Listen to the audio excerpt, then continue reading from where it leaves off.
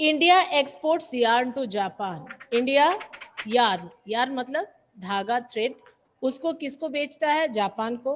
Other importers of cotton goods from India are USA, UK, Russia, France, East European countries, Nepal, Singapore, Sri Lanka, and African countries. These are the countries which import मतलब आयात करते हैं अपने यहाँ। इन सारे countries के द्वारा हमारे देश से कॉटन को मंगवाया जाता है, खरीदा जाता है। India has the second largest installed capacity of spindles in the world with 43.13 million spindles after China. सबसे फर्स्ट कौन है? तो यहाँ भी चाइना आ गया। वो किस चीज में कितना ज्यादा कपड़ा बना रहे, कितना सारा स्विंडल्स उसके यहाँ काम कर रहे हैं। स्विंडल्स और लूम्स यानी एक तरफ तकली और करघा। Since the mid 18s, the spinning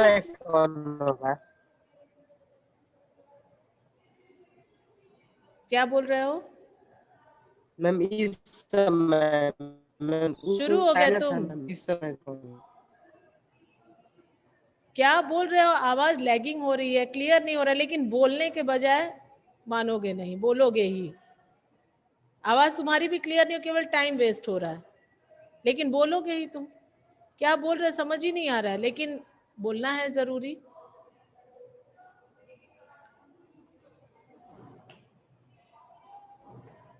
Since the mid 1880s, the spinning sector has received a lot of attention. Mid 80s में, mid 80s मतलब 80 के बाद, मिड यानी 85, 86, 84 ऐसे वाले पीरियड में बहुत अच्छा ध्यान दिया गया स्पिनिंग सेक्टर पर। We have a large share in the world trade of cotton yarn, accounting for 1/4 of the total trade. However, our trade in the garments is only 4% of the world's total. पूरे दुनिया में जितना readymade कपड़ा बेचा जाता है उसका हम लोगों के देश से केवल 4% जाता है। यानी हम लोग रेडीमेड कपड़ा, गारमेंट्स नहीं सप्लाई करते, हम लोग क्या सप्लाई करते हैं? यार्न या कॉटन। देखो पहले पढ़े हो तुम लोग कि यार्न जो है फाइनेस्ट क्वालिटी का हमारे यहाँ प्रोड्यूस किया जाता है, लेकिन वो यार्न जो फाइनेस्ट क्वालिटी के होते हैं वो हमारे यहाँ यूज नहीं होता है। हमारे यहाँ यूज क्या होता है? तो लोअर क्वालिटी के यार्न को यूज किया जाता है, जिसके वजह से हमारे यहाँ वीविंग सेक्टर जो है वो बहुत अच्छी नहीं है। जितना हमारा यार्न का फाइन और हाई स्टैंडर्ड है उतना वीविंग का स्टैंडर्ड हाई नहीं है। Our spinning mills are competitive at the global level and capable of using all the fibers we produce. हमारे स्पिनिंग मिल्स ऐसे हैं कि वो विश्व स्तर पर कंपटीशन करने लायक है, प्रतिस्पर्धा करने लायक है, और हर तरह के फाइबर, जैसा भी फाइबर हम इस्तेमाल करते हैं, प्रोड्यूस करते हैं, वो सब उसमें इस्तेमाल किया जा सकता है।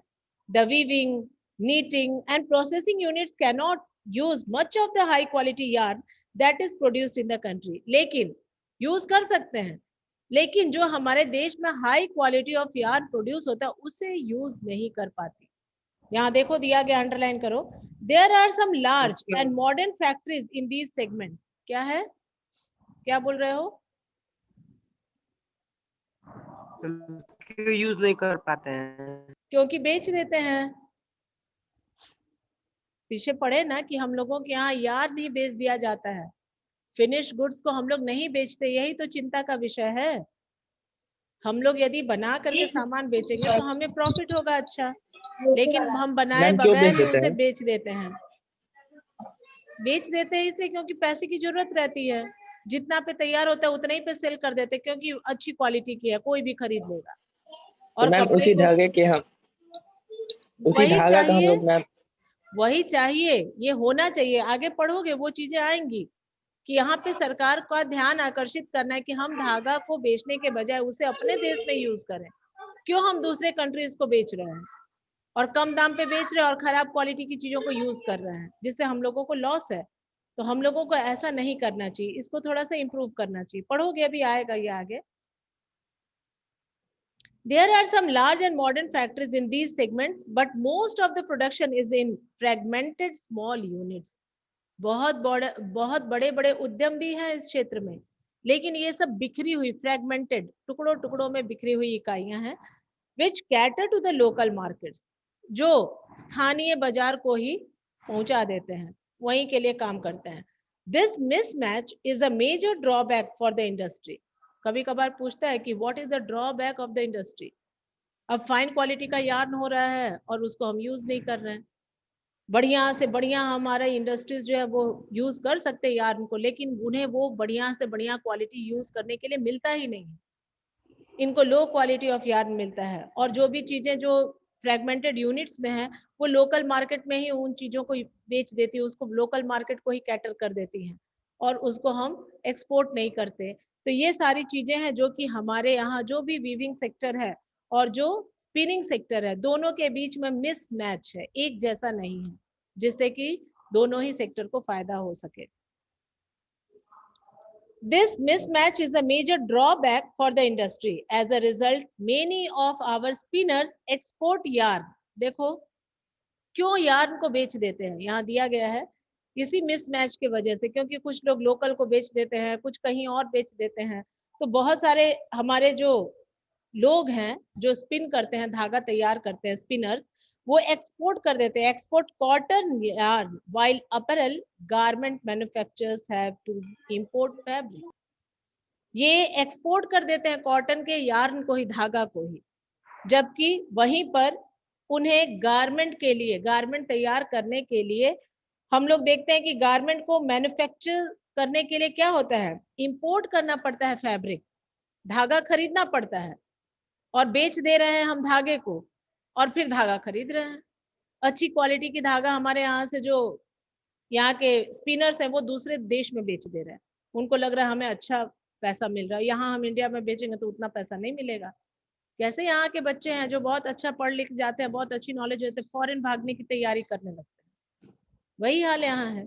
धागा अच्छा बन गया तो वो सोचते हैं कि यदि हम फॉरेन बेच देंगे तो उससे हमें ज्यादा मुनाफा होगा, अपने कंट्री में कोई उतना दाम पे नहीं लेगा, तो बेच देते हैं, और फिर हमारे कंट्री वाले उसको फिर से बाहर से मंगवाते हैं, बढ़िया प्रोड्यूस करना है तो या तो लो क्वालिटी पर ही सेटिस्फाई करना पड़ता है। तो ये मिसमैच होने की वजह से हमारे यहाँ की जो टेक्सटाइल इंडस्ट्री जितनी अच्छी होनी चाहिए थी उतनी अच्छी नहीं हो पा रही है। यहाँ एक एग्जाम्पल दिया है तुम्हारे लिए, यार्न इज सोल्ड एट ₹85 पर केजी। यार्न, धागा यदि हम तैयार करते हैं तो उस धागा को 85 रुपए प्रति केजी के हिसाब से बेचा जाता है। If it is sold as a trouser, यदि उसको हम एक पजामा बना करके बेचते हैं, इट फेचेस ₹800 पर केजी। 800 रुपया उसी का मिलेगा। ऐसे धागा कितने का मिल रहा है, 85 रुपीज का, और यदि उसको हम बना बनाया कपड़ा बेचेंगे तो वो 800 का मिलेगा। Value is added at every stage from fibre to yarn to fabric and to garment. हर जगह वैल्यू एडेड टैक्स, उसमें वैल्यू ऐड होते जाते हैं, बुनाई, कढ़ाई, उसको कलर करना, सिलना, ये सारी चीजें ऐड होते होते वो काफी महंगी हो जाती है। तो इस वजह से जैसे जैसे उसमें आगे का स्तर बढ़ता जाएगा वो महंगी होती जाएगी, और यदि हम धागा बेचते हैं तो उसमें हमें केवल 85 रुपीज मिलेगा, और यदि उसको बना बनाया कपड़ा बेचते हैं, ट्राउजर बना के बेचते हैं, तो 800 रुपीज आता है उसी का। Why is it important for us to improve our weaving sector instead of exporting yarn in large quantities? ये क्यों आवश्यक हो जाता है कि हम अपने वीविंग सेक्टर को सुधारें, इम्प्रूव इम्प्रूव करें, जबकि इंस्टीड ऑफ एक्सपोर्टिंग यार्न, हमें विदेशों को यार्न एक्सपोर्ट नहीं करना चाहिए, बल्कि उसके जगह पर हमें अपने देश के जो वीविंग सेक्टर है उसमें थोड़ा इम्प्रूवमेंट करना चाहिए। Although we have made significant increase in the production of good quality long staple cotton, 356 lakh bales of 170 kgs each during 2011-12, the need to import is still felt. Power supply is erratic and machinery needs to be upgraded in the weaving and processing sectors in particular. इसको भी underline करो, weaving और processing sector हम लोग का पिछड़ा हुआ क्यों है? Why it is lag behind? क्योंकि बार बार बिजली कट जाती है, पावर सप्लाई जो है वो बहुत रुक रुक कर आती है, और मशीनरी नीड्स जो है, मशीनरी को भी अपग्रेड करने की जरूरत है। पुराने हो गए हैं, पुराने तरीके से काम करते हैं तो बार बार खराब होता होगा, उसकी क्वालिटी बहुत अच्छी नहीं होती होगी, स्लो वर्क करता होगा, तो इसको भी अपग्रेड करना जरूरी है। और स्पेशली इन सारी चीजों पर ध्यान दिया जाएगा, तभी हमारे वीविंग सेक्टर भी इम्प्रूव करेंगे। इनके अलावा और परेशानियां हैं। क्या परेशानियां हैं? Stiff competition with the synthetic fibre industry. ये कॉटन है, कॉटन बहुत मेंटेन करना पड़ता है, मेंटेन करना पड़ता है ना। अच्छे से वॉश करो, नहीं तो उसकी दाग ही नहीं छूटेगी। फिर उसको अच्छे से स्टार्च डालो, फिर अच्छे से प्रेस करो, फिर एक दो बार पहने बस वो फिर बेकार हो गया, फिर उस पर उतना मेहनत करो। सिंथेटिक है, थोड़ा सा वॉश कर दो अच्छे से, वो ठीक हो गया। दो चार बार में एक बार भी प्रेस करोगे तो चलेगा। तो सस्ता भी है सिंथेटिक कॉटन के कंपेयर में। तो लोग क्या पसंद करते हैं, चलो सिंथेटिक ही ले लेते हैं, कॉटन को कौन इतना मेंटेन यही करता है। तो ये सारी चीजें यस जो है बहुत स्टिफ कंपटीशन हो जाती है, बहुत कड़ी प्रतियोगिता है सिंथेटिक फाइबर्स के साथ कॉटन का। और यदि अच्छा नहीं रहेगा तो कैसे कॉटन बिकेगा? ये सारी चीजें भी तो हमें सुधारनी है। अब ये किसका था? ये हम लोग टेक्सटाइल इंडस्ट्री पढ़े थे, क्यों पीछे है बाद में हम लोगों ने देखा। शुरू में देखा कि क्या क्या बेनिफिट्स हैं। हमारा टेक्सटाइल इंडस्ट्री दुनिया का बहुत बड़ा उद्यम है और अपने देश का सेकंड लार्जेस्ट एम्प्लॉयमेंट जनरेट करने वाला सेक्टर है। और लास्ट में देखा हम लोगों ने क्या क्या चीजें हैं, इसकी कौन कौन सी ड्रॉबैक्स हैं। तो ये सब चीजों को हम लोगों ने देखा। तो अब आगे देखना है जूट टेक्सटाइल। जूट टेक्सटाइल क्या है? India is the largest producer of raw jute and jute goods and stands at second place as an exporter after Bangladesh. India क्या है? लार्जेस्ट प्रोड्यूसर है जूट का। किसके बाद? सेकंड प्लेस पर है, सबसे पहले बांग्लादेश है। क्या क्या? Largest producer of raw jute and jute goods, jute से बने हुए सामानों का और कच्चा जो जूट होता है उसको प्रोड्यूस करने वाला इंडिया बांग्लादेश के बाद सेकंड प्रोड्यूसर है। और देयर प्रोड्यूसर नहीं, एक्सपोर्टर है बेटा। India is the largest producer of raw jute and jute goods and stands at second place as an exporter after Bangladesh. Producer भी है, एक्सपोर्टर भी है, second largest. There were about 80 jute mills in India in 2010-11. Most of these are located in West Bengal, mainly along the banks of the Hooghly River, in a narrow belt 98 kilometer and 3 kilometer wide. Surya Prakash, yes sorry background से sound आ रहा है, बंद करो। यहाँ देखो एक ma'am ये दिया भी ना गया है तुम्हारा। कि फैक्ट्रीज ड्रॉप। क्या बेटा? मैम हाँ हाँ बोले बोलो। हाँ बेटा मैम आगे ये बोल फिर। रहा हूँ मैम ये भी ना है कि जो फैक्ट्रीज ड्रॉबैक हो रही हैं मैम, सिंथेटिक फाइबर का डिमांड इंडिया में ज्यादा है और इन सब का कॉटन वॉटन का डिमांड कम है मैम।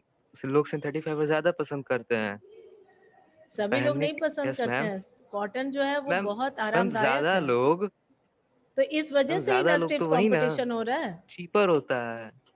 इसी वजह से तो तो कहा मैम जा ये रहा भी है होगा कि ना। स्टिफ कंपटीशन है, इसीलिए ना कड़ी प्रतियोगिता इसे करनी पड़ती है कॉटन को, क्योंकि सिंथेटिक फाइबर्स की डिमांड है, ज्यादा डिमांड भी है, उसको मेंटेनेंस भी ज्यादा लगता है। ये तो दिया ही हुआ यस है मैम। रीजन।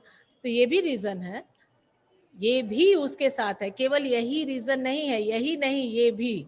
ठीक, this is also ma'am reason. हाँ बोलो।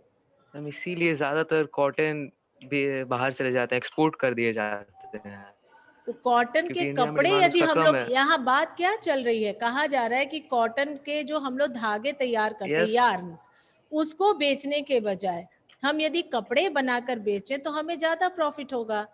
क्योंकि यदि धागे बेच रहे हैं हम तो केवल 85 रुपीज पर केजी हमें मिल रहा है, और उन्हीं धागों का यदि हम कपड़ा बना करके यस मैम। एक्सपोर्ट करते तो उस पर हमें 800 रुपीज पर केजी मिलता।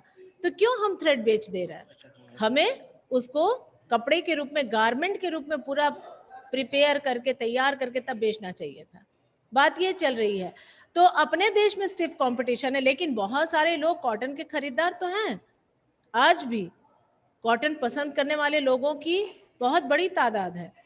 तो वो कब खरीदेंगे? जब उन्हें अच्छा क्वालिटी का मिलेगा, फाइन वैरायटी का मिलेगा। तो फाइन वैरायटी का कॉटन जब हम पहले ही एक्सपोर्ट कर देंगे दूसरे को थ्रेड, और हमने लो वैरायटी से जब हम गारमेंट तैयार करेंगे तो वो लो वैरायटी का रहेगा, तो लोग क्यों खरीदेंगे? वो हमेशा अच्छा खरीदना चाहेंगे। तो इस वजह से वहां पे स्टिफ कंपटीशन भी है। जो लो वैरायटी का खरीदेंगे उससे अच्छा वो सिंथेटिक खरीद लेंगे।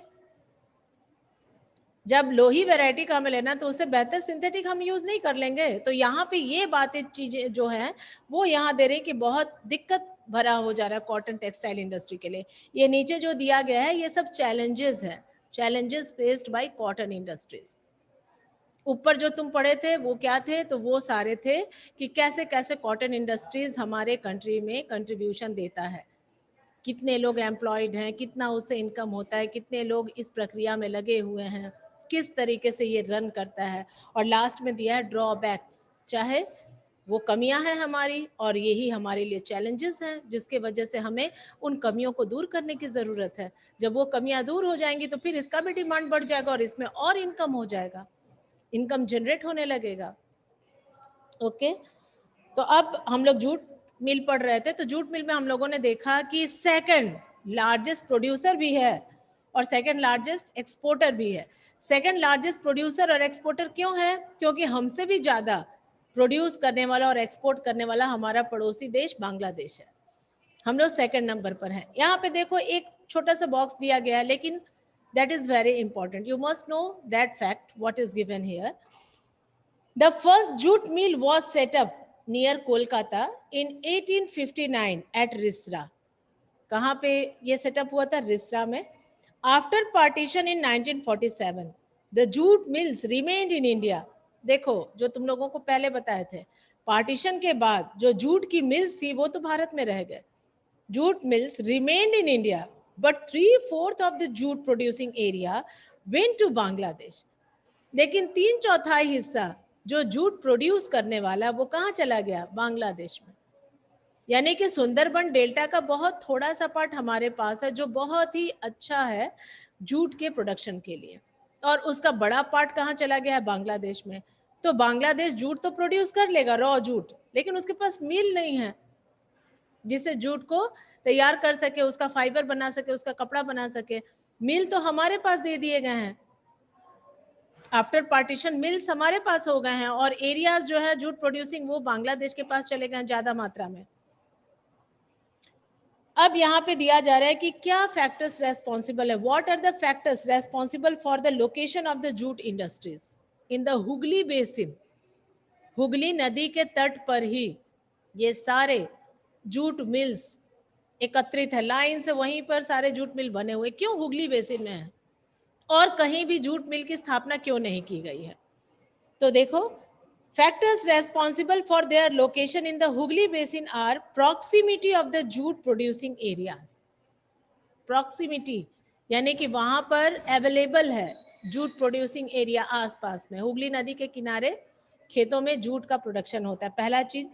दूसरा, इनएक्सपेंसिव वाटर ट्रांसपोर्ट, जल यातायात, यानी कि वाटर ट्रांसपोर्ट जो है वो बहुत ही सस्ता है, बहुत एक्सपेंसिव नहीं है। इनएक्सपेंसिव यानी कम खर्च में ही हम जो भी जल मार्ग हैं उनके द्वारा वस्तुओं को एक जगह से दूसरे जगह पर पहुंचा सकते हैं।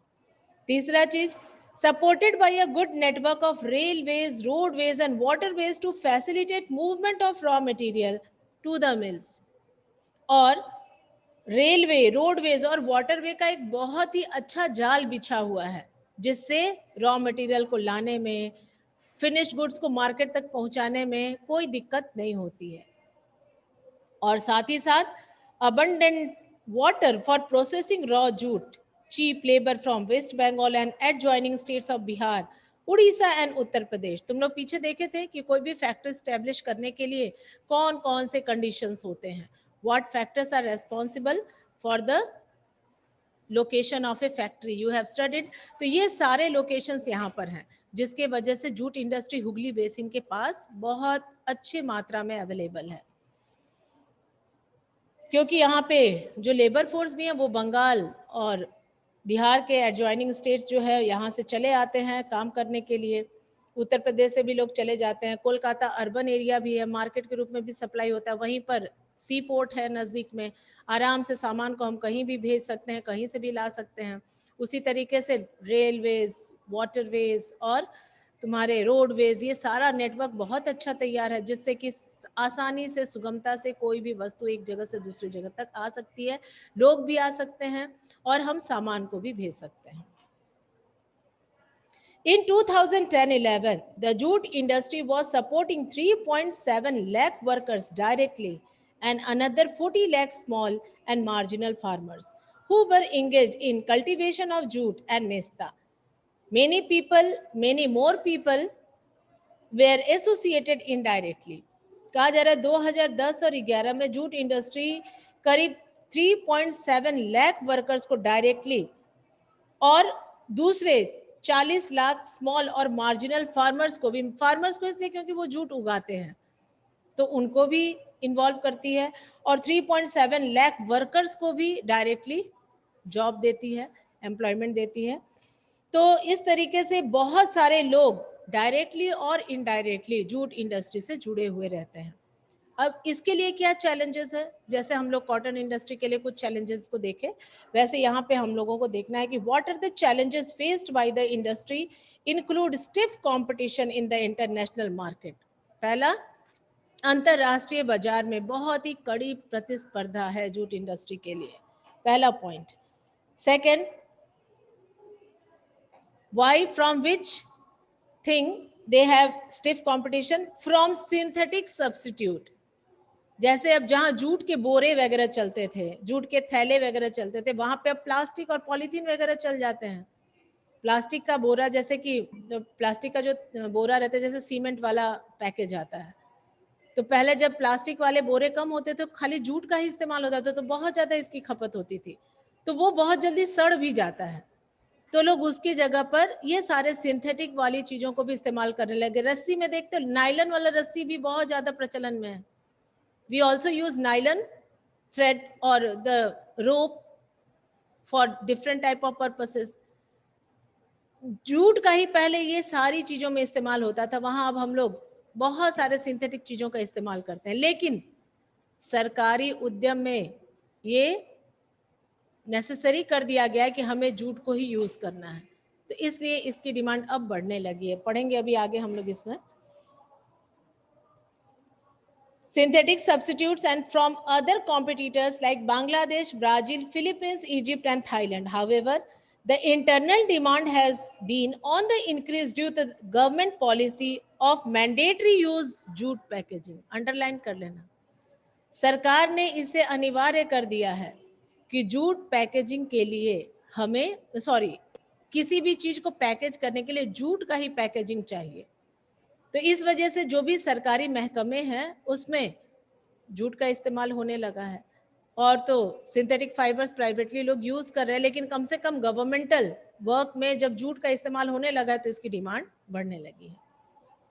और साथ ही साथ बायोडिग्रेडेबल भी है, तो आजकल बायोडिग्रेडेबल चीजों की जैसे जैसे डिमांड बढ़ रही है, अब इसका डिमांड फिर से पीक पर पहुंचते जा रहा है। To stimulate demand, the products need to be diversified. In 2005, National Jute Policy was formulated. Underline करना, with the objective of increasing productivity, improving quality, ensuring good prices to the jute farmers, and enhancing the yield per hectare. Why this National Jute Policy was formulated, and in which year it was formulated? This is the answer.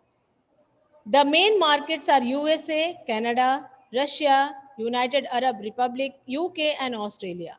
The growing global concern for environment-friendly, biodegradable materials has once again opened the opportunity for jute products.